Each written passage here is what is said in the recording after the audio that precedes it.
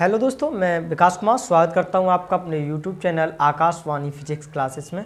तो आज की इस वीडियो हम देखने वाले हैं कि अवतल दर्पण द्वारा प्रतिबिंबों का बनना, यानी अवतल दर्पण जो हैं वो प्रतिबिंब कैसे बनाते हैं किरण आरेखों के द्वारा। इससे पहली वीडियो हमने देखा था कि अवतल दर्पण की कितनी स्थितियाँ होती हैं और वो अपना प्रतिबिंब कैसे बनाते हैं।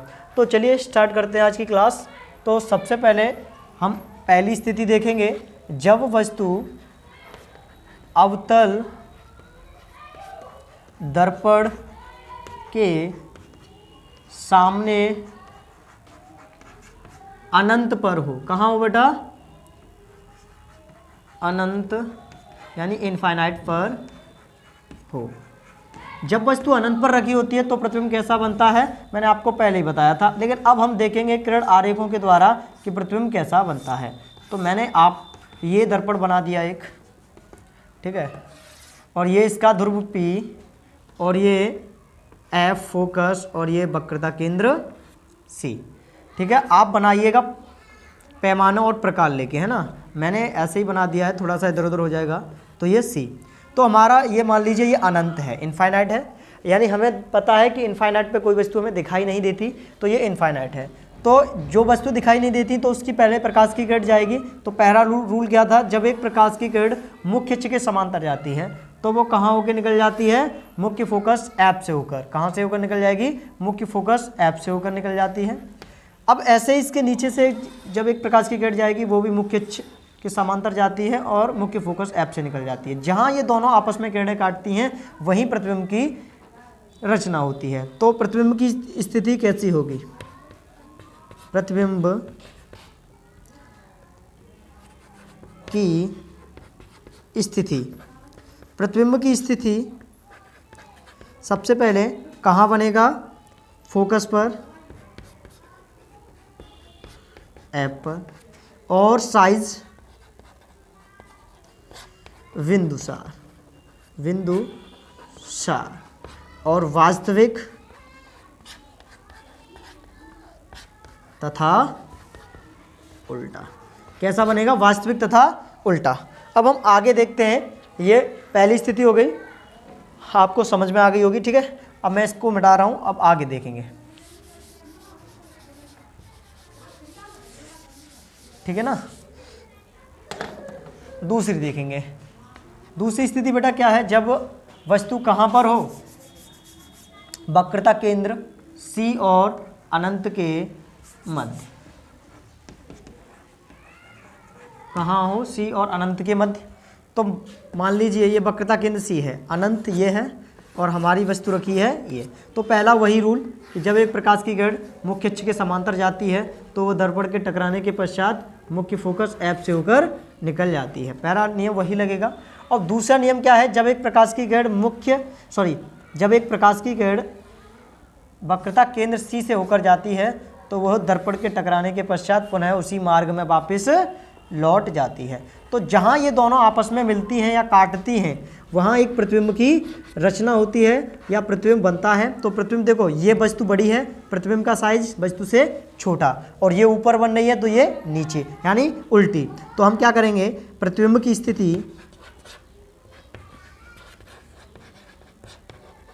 स्थिति आप प्राकृतिक कह सकते हो।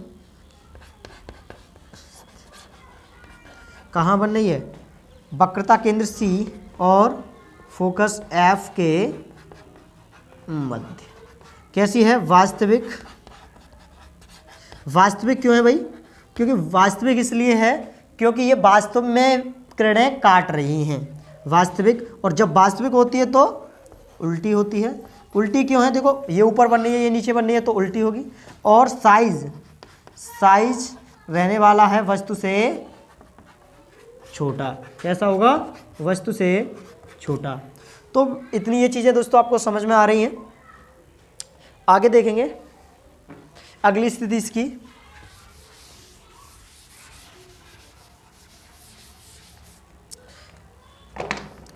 बेटा नंबर 3। ये इसका फोकस ध्रुव P, ये फोकस F और ये वक्रता केंद्र C। अब हम वस्तु कहाँ रखेंगे, वक्रता केंद्र C पर। कहाँ रखेंगे, वक्रता केंद्र C पर, है ना। जब वस्तु वक्रता केंद्र सी पर ए और बी रख दी मैंने, तो आपको पता है पहला नियम वही लगने वाला है, क्या लगेगा, जब वस्तु मुख्य अक्ष के समांतर जाती है तो वो दर्पण के अपवर्तन के पश्चात मुख्य फोकस से होकर निकल जाती है। सेम रूल बेटा। उसके बाद हम क्या देखेंगे, दूसरा मैंने एक और रूल पढ़ाया था, जब एक प्रकाश की किरण मुख्य फोकस एफ से होकर जाती है तो वो दर्पण के टकराने के पश्चात मुख्य अक्ष के समांतर हो जाती है ना। तो बेटा ये नियम लगने वाला है यहाँ पे। तो लगभग ये यहाँ काट रहे हैं बेटे, यही काटेंगे लगभग यहाँ, क्योंकि कुछ मेरा ये ऊपर हो गया है, तो अगर ऊपर हो गया है तो थोड़ा सा इधर करेंगे और ये सीधा जाएगा ऐसे, तो बेटा यहाँ से काटेगा यहाँ, तो लगभग अब सही काट रहा है। तो ये है सी। तो बेटा वस्तु के लगभग बराबरी है, देखो नाप के आप देख सकते हो, वस्तु के लगभग बराबरी है। ये ए और बी है, तो ये ए और ये बी बनेगा, यानी उल्टा। इसकी स्थिति देखेंगे,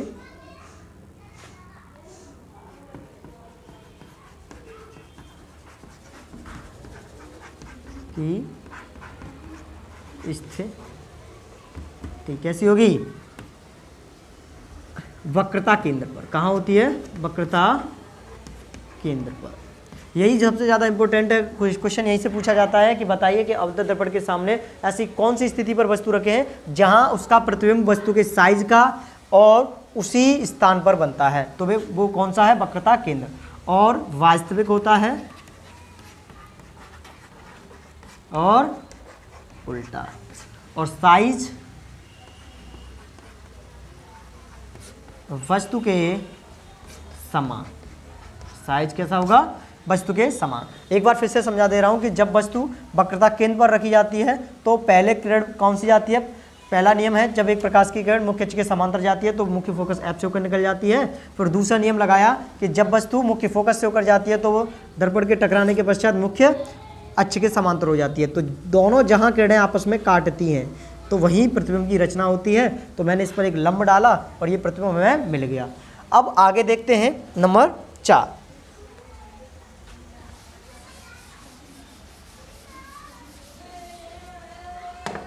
स्थिति चेंज कर देते हैं। ये है बेटा आपका मुख्य अक्ष, क्या है, मुख्य अक्ष। ये इसका एफ फोकस, ये इसका केंद्र सी। अब वस्तु हम रखेंगे कहाँ, वक्रता केंद्र सी और एफ यानी फोकस के मध्य। स्थिति रहने वाली है 4। कौन सी स्थिति, 4। तो आपको पहला नियम तो वही लगाना है सेम, वस्तु मुख्य अक्ष के समांतर चली और मुख्य फोकस से ऊपर निकल गई। दूसरा नियम कहाँ से चली, मुख्य फोकस से होकर गई और मुख्य अक्ष के समांतर। लगभग ये कहाँ काट रहा है, अनंत और कहाँ काट रहा है, अनंत और वक्रता केंद्र के बीच। बीच का मतलब क्या है कि ठीक मध्य नहीं है, कि इन दोनों में से कहीं भी काट सकता है। अब यहाँ पे हम देखते हैं प्रतिबिंब की स्थिति क्या रहने वाली है। तो प्रतिबिंब की स्थिति क्या है, कहाँ है, अनंत और वक्रता केंद्र के यानी वक्रता केंद्र के मध्य बनने वाला है। और कैसा रहने वाला है, वास्तविक और उल्टा। और साइज में कैसा रहने वाला है, वस्तु से बड़ा। कैसा रहने वाला है, वस्तु से बड़ा, वस्तु से बड़ा, है ना। साइज में वस्तु से बड़ा रहने वाला है। तो ये इतना समझ में आ गया होगा आपको। अब अगली स्थिति पर चलते हैं, स्थिति नंबर 5। स्थिति नंबर 5। तो यहाँ से देखते हैं, अरे सॉरी ये मैंने मिटा दिया, या मिटाना नहीं था क्योंकि काम आता है, ठीक है, एडजस्ट कर लेना, ठीक है, वास्तविक, ठीक है, ये सही है। अब अगली स्थिति देखेंगे नंबर 5। अब नंबर 5 इसके बाद वस्तु कहाँ रखने वाले हम, फोकस पर। कहाँ रखेंगे, ऐप पर, यानी फोकस है ना। तो ये मैं इतना मिटा दे रहा हूं,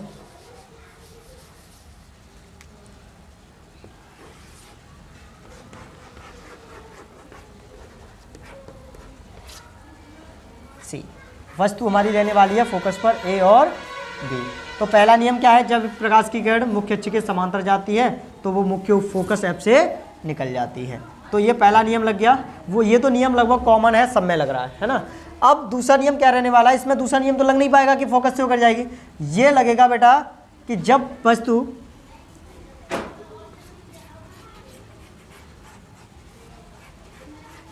वक्रता केंद्र सी से होकर जाए, कहाँ से जाए, वक्रता केंद्र सी से, तो आगे बढ़ाने पर, लगभग आगे बढ़ाने पर ये अनंत पर मिलती है। कहाँ जाके मिलेगी, अनंत पर। तो वस्तु का जो कहाँ बनने वाला है, वस्तु का प्रतिबिंब, वस्तु का प्रतिबिंब बनेगा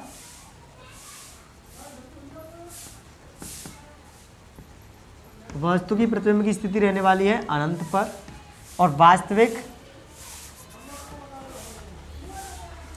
कॉमा उल्टा रहने वाला है और साइज से बहुत बड़ा।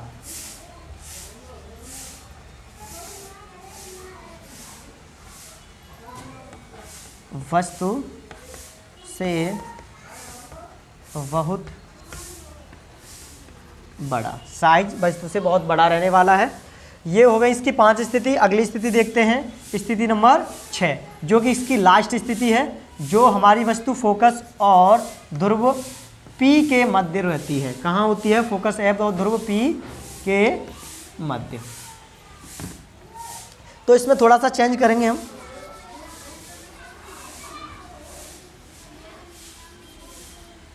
बेटा ये देखो, ये है फोकस, ये वक्रता केंद्र, और वस्तु रहने वाली है यहाँ। तो पहला जो नियम है वो मुख्य अक्ष के समांतर जाएगा और मुख्य फोकस एफ से निकल जाएगा। अब जो दूसरा नियम रहने वाला है, दूसरा फोकस वाला नहीं लगेगा क्योंकि इसमें डायरेक्ट यहाँ से मुख्य फोकस से नहीं जाएगा। दूसरा जो रहने वाला है वो है कि वस्तु कहाँ से जाएगी, वक्रता केंद्र सी से होकर जाएगी और अपवर्तन के पश्चात वो टकराकर उसी माध्यम में वापस लौट जाती है। लेकिन ये मिटाना पड़ेगा मुझे, लेकिन यहाँ पर क्या करना, एक काम करना पड़ेगा कि मुख्य अक्ष ये बेटा यहाँ तक रहता है ना, काल्पनिक होता है तो पीछे भी बढ़ा सकते, कोई दिक्कत नहीं है। तो ये पीछे, वास्तविक नहीं बेटा, काल्पनिक मान लिया है कि पीछे बढ़ाने पर, देखो ये अगर मैं इसे पीछे ले जाऊँ और इसे ले जाऊँ तो लगभग यहाँ काट रहे हैं, तो पीछे बढ़ाने पर दर्पण के, अवतल दर्पण के पीछे काटते हैं। वस्तु हमारी इतनी बड़ी है और प्रतिबिंब कैसा बना है, बड़ा, तो पीछे बढ़ाने पर कहाँ काटते हैं, ये दर्पण के पीछे, यानी प्रतिबिंब की स्थिति रहने वाली है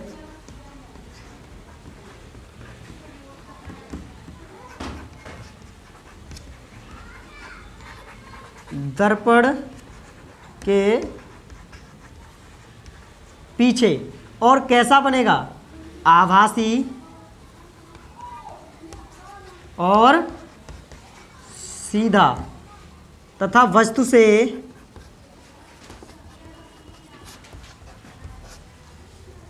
कैसा बनेगा, साइज में बड़ा, वस्तु से साइज में बड़ा। ठीक है ना। तो ये हमारी अवतल दर्पण की 6 स्थितियां हो चुकी हैं पूरी कंप्लीट। और इसके बाद हम देखेंगे कि अवतल दर्पण के गुण, यानी अवतल दर्पण के उपयोग कहाँ कहाँ किए जाते हैं। तो मैं आपको बता दूं कि अवतल दर्पण का उपयोग सबसे पहले हम जहाँ अपनी जो पहले लोग शेविंग किया करते थे, दाढ़ी बनाया करते थे, तो वो अपनी दाढ़ी बनाने के लिए किया करते हैं, या डॉक्टर दांत को देखने के लिए करते हैं ना, दांत को देखो या दाढ़ी वगैरह बनाओ, ठीक है, वो अवतल दर्पण का उपयोग किया जाता है। और अवतल दर्पण का उपयोग सर्च लाइटों, कारों की लाइटों, वाहनों में आदि में किया जाता है, क्योंकि जो उसमें लगा होता है, अवतल दर्पण का कार्य क्या होता है, प्रकाश की किरणों को एक बिंदु पर एकत्रित करना। तो वो क्या करता है, प्रकाश जो आता है वो एक बिंदु पर एकत्रित करता है, इसीलिए उसकी सर्च लाइटों में। और जो 4 पहिए की वाहन है उनकी ड्राइवर की जो साइड का जो शीशा, जो ड्राइवर हैं उनके जो ऊपर वाला शीशा होता है उनके ऊपर लगा होता है, जो पीछे के लोगों को देखने के लिए होता है या पीछे की खिड़की के लिए होता है, वो कौन सा होता है, अवतल दर्पण। ठीक है। और भट्टियों में भी उसका उपयोग किया जाता है अवतल दर्पण का। ठीक है ना। तो दोस्तों आज की यहीं तक ये क्लास रहेगी, और क्लास अच्छी लगे तो लाइक करें और कमेंट में बताएं क्लास कैसी लगी आपको, और चैनल को सब्सक्राइब कर लें ताकि आपको मेरे चैनल की नोटिफिकेशन मिलती रहे और इस तरीके से आपको वीडियो मिलती रहे। ठीक है दोस्तों।